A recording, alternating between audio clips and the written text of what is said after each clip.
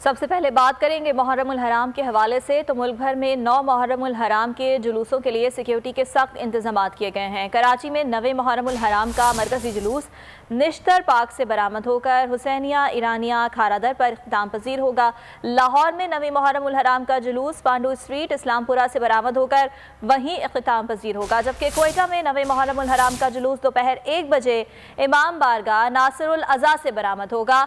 रोहड़ी में नौढाला ताजिया का 500 साला तारीखी जुलूस रिवायती रास्तों पर रवां दवा है।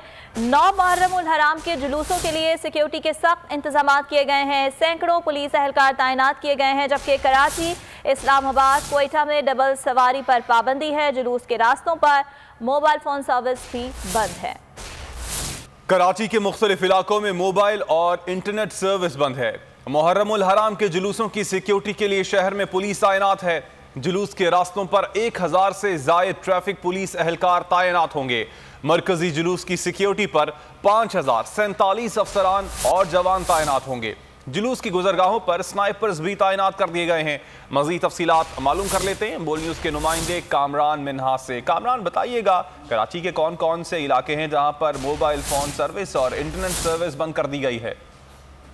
जी बिल्कुल, 9 मुहर्रमुल हराम का जुलूस जो है जो आज निश्तर पार्क से निकलेगा और इमाम बारगाह खारादर पर जो इख्तिताम पज़ीर होगा, उस हवाले से जो है सिक्योरिटी इदारों ने मुकम्मल जो है सिक्योरिटी प्लान तैयार कर लिया है। कराची पुलिस, उसके अलावा ट्रैफिक पुलिस और दीगर जो इदारे हैं उनके तकरीबन 7000 एहलकार जो है सिक्योरिटी के फ़राइज़ अंजाम देंगे। बम डिस्पोजल स्क्वाड भी जो है जुलूस के हमराह मौजूद रहेगा। उसके अलावा एम ए जिन्ना रोड के जो दाखिली और ख़ारजी रास्ते हैं वहाँ पर जो है सख्त सिक्योरिटी का इंतज़ाम किया गया है, ताकि कोई भी गैर मुतल्लिका शख्स या कोई तखरीब कारी की कोशिश करने वाला शख्स जो है अंदर ना जा सके। ख़ास तौर पर एम ए जिन्ना रोड के जो एतराफ़ में जो बिल्डिंग्स मौजूद हैं वहाँ पर जो है स्नाइपर्स भी तैनात कर दिए गए हैं। उसके अलावा सिंध रेंजर्स के जवान भी यहाँ पर मौजूद होंगे। लेडीज़ पुलिस एहलकारों भी यहाँ पर मौजूद होंगी, ताकि हर किस्म के तरीके से जो है जुलूस की गुजरगाहों को जो है मुकम्मल तौर पर महफूज बनाया जा सके। इस वक्त की अगर सूरत हाल की बात की जाए तो इस वक्त भी जो है जो जुलूस की गुजरगाहें उसको चारों तरफ से जो है सिक्योरिटी एहलकारों ने घेरे में ले रखा है। इस वक्त मैं खुदादाद सिग्नल पे मौजूद हूँ, जहाँ से जुलूस की जो गुजरगाह है मैं जिन्ना रोड उस तरफ जाया जा सकता है, लेकिन सूरत हाल इस वक्त यहाँ ये देखी जा रही है कि बम डिस्पोजल स्क्वाड का जो अमला है वो अब तक नहीं पहुँच सका है, जिसकी वजह से लोगों को यहाँ पर जिनके पास पासिस भी मौजूद है उन्हें अंदर जाने में, उन गाड़ियों को अंदर जाने में शदीद परेशानी का सामना करना पड़ रहा है, जो यकीनी तौर पर बम डिस्पोजेबल स्क्वाड की जो है एक नाअहली कही जा सकती है, क्योंकि हिदायत के मुताबिक उन्हें सुबह सवेरे पहुँचना था ताकि हर तरह से जो है जुलूस को महफूज रखा जा सके, लेकिन वो अब तक जो है यहाँ पर नहीं पहुँच सके। अगर मजमूई सूरत हाल की बात की जाए सिक्योरिटी की, तो पुलिस एहलकार, सिंध रेंजर्स के एहलकार और दीगर सिक्योरिटी की सूरत हाल से कामरान मिन्हास आप आगाह कर रहे थे, बहुत शुक्रिया आपका। रुख करेंगे शहर इक़्तिदार का, जहां मुहर्रमुल हराम के मरकजी जुलूस में लंगर और न्याज की तैयारी का सिलसिला जारी है। कहीं पर हलीम तैयार हो रहा है तो कहीं बिरयानी बनाई जा रही है। जुलूस के रास्ते पर जगह जगह दूध की सबीलें लगाने का सिलसिला भी जारी है। मजीद बात करेंगे, राव रिजवान हमारे साथ मौजूद हैं। राव रिजवान, आगाह कीजिएगा, अज़ादारों के लिए क्या कुछ सहूलियात वहाँ पर देख रहे हैं आप? जी, 9वीं मुहर्रमुल हराम का मरकज़ी जुलूस जो है आज मरकज़ी इमाम बारगाह असना अशीर से नमाज ज़ोहरैन के बाद जो है बरामद होगा।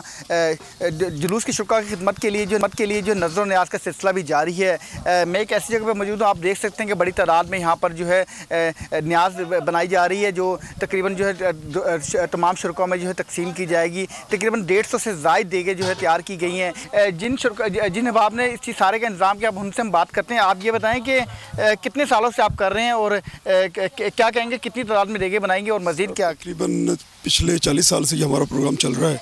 पहले हमारे वालिद साहब, हमारे भाई क्या करते थे, और वालिद साहब बूढ़े हो चुके, वो सिलसिला हमने जारी और सारी रखा हुआ। हर साल की तरह इस साल भी लंगर हुसैनी चलता रहता है और तकरीबन रॉन्ग अबाउट 200 के करीब देगे इस जगह पे, और बाकी मुख्तलिफ जगहों पे भी यहाँ से लंगर हुसैनी तकसीम होती रहती है।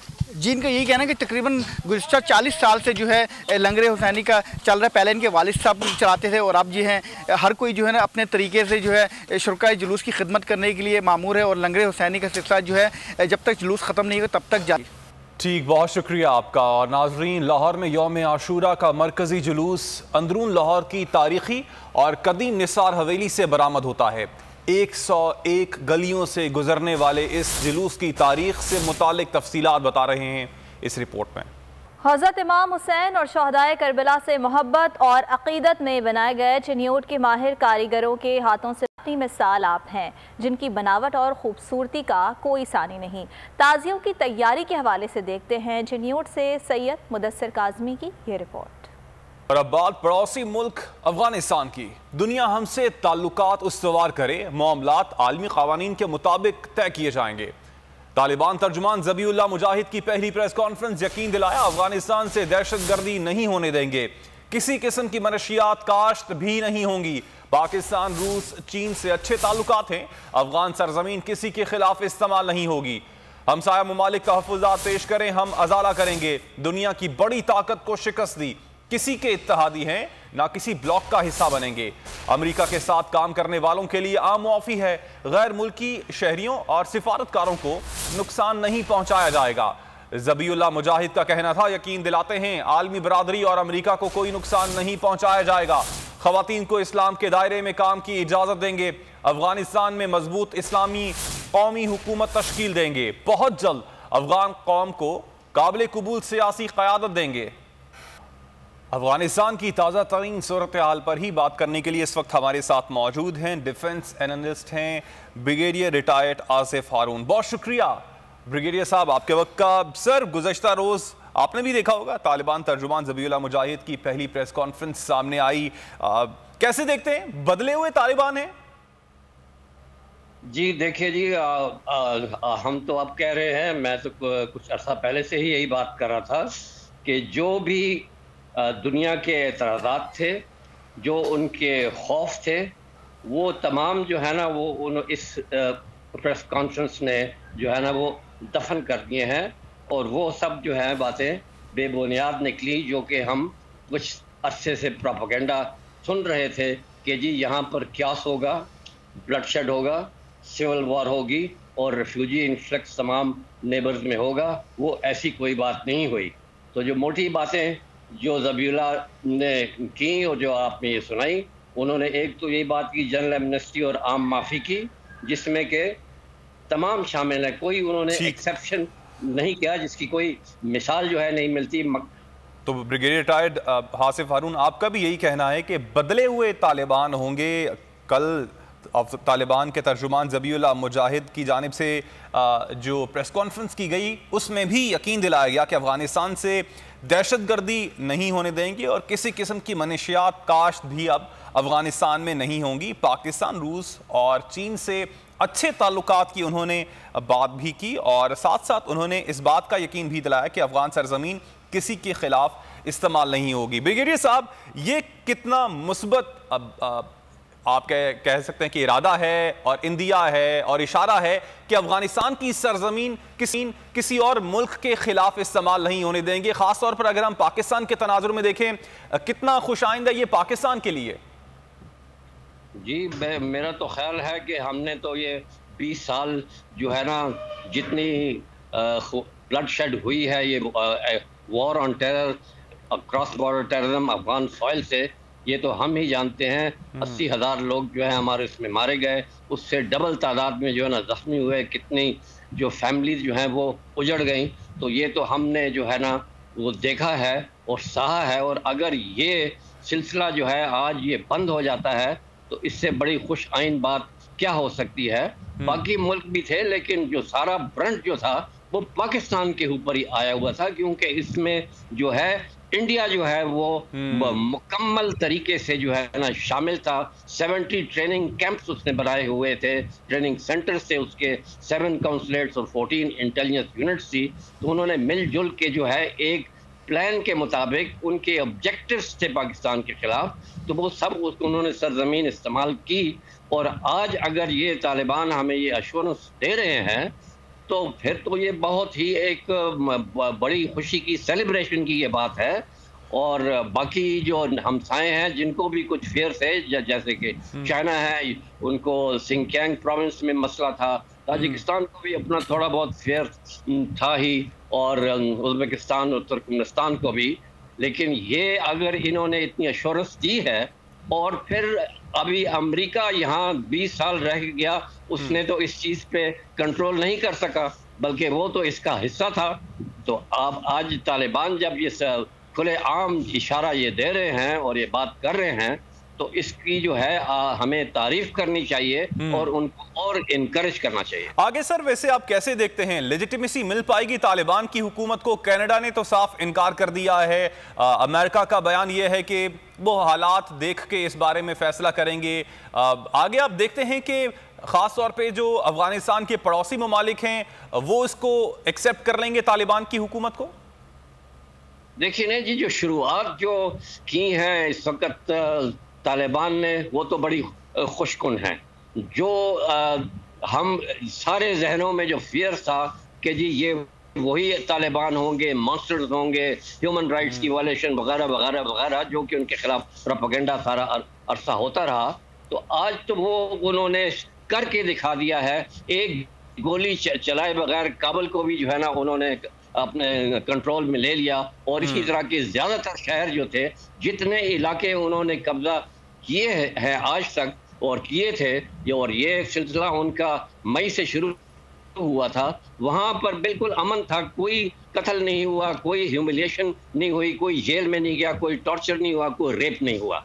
तो और उन्होंने कहा है कि हम तमाम जितने भी यहाँ पर दुनियावी कारोबार हैं वो उसी तरह जारी और सारी रखेंगे।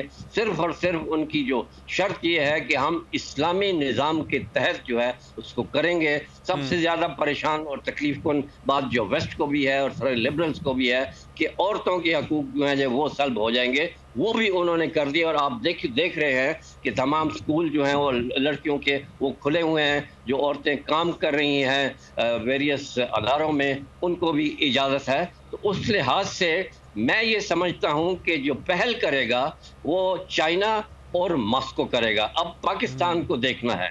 मैं तो ये कहता हूँ कि पाकिस्तान को इन दोनों मुल्कों के साथ मिलके तीनों को जो है इस हुकूमत को जल्द से जल्द रिकग्नाइज करना चाहिए। उसके बाद आप देखेंगे कि एक लाइन लग जाएगी, फिर किसी को। तो सर, जो तहफ़्फ़ुज़ात है पाकिस्तान को टीटीपी के हवाले से, क्या वो भी खत्म हो जाएंगे, हो गए हैं या फिर हो जाएंगे?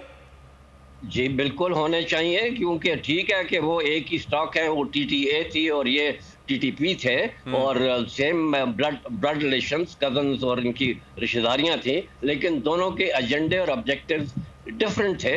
वो अपने मुल्क को जो है ना दोबारा आज़ाद कराना चाह रहे थे, इन्होंने अपने मुल्क के ऊपर जो है ना चढ़ाई की हुई थी और सारा खून खराबा इन्होंने ही नॉर्थ वेस्ट में जो है किया हुआ था।